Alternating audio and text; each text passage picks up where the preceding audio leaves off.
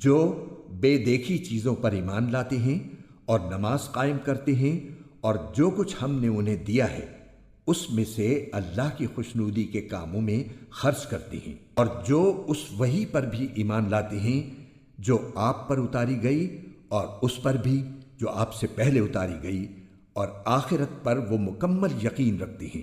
یہ ہیں وہ لوگ جو اپنے پروردگار کی طرف سے صحیح راستے پر ہیں، اور یہی وہ لوگ ہیں جو فلاح پانے والے ہیں۔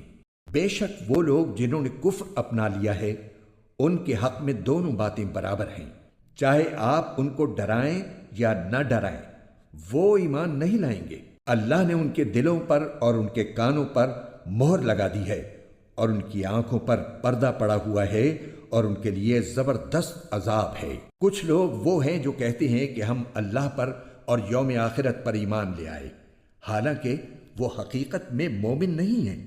وہ اللہ کو اور ان لوگوں کو جو واقعی ایمان لا چکے ہیں دھوکہ دیتے ہیں، اور حقیقت تو یہ ہے کہ وہ اپنے سوا کسی اور کو دھوکہ نہیں دے رہے، لیکن انہیں اس بات کا احساس نہیں ہے۔ ان کے دلوں میں روگ ہے، چنانچہ اللہ نے ان کے روگ میں اور اضافہ کر دیا ہے، اور ان کے لیے دردناک سزا تیار ہے، کیونکہ وہ جھوٹ بولا کرتے تھے۔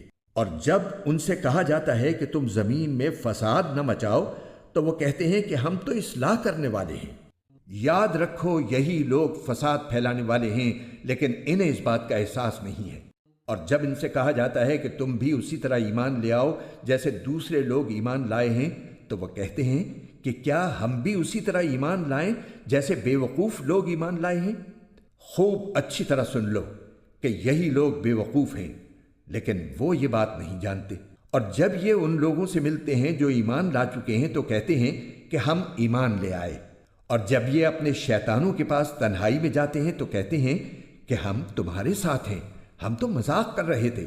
اللہ ان سے مذاق کا معاملہ کرتا ہے اور انہیں ایسی ڈھیل دیتا ہے کہ وہ اپنی سرکشی میں بھٹکتے رہیں۔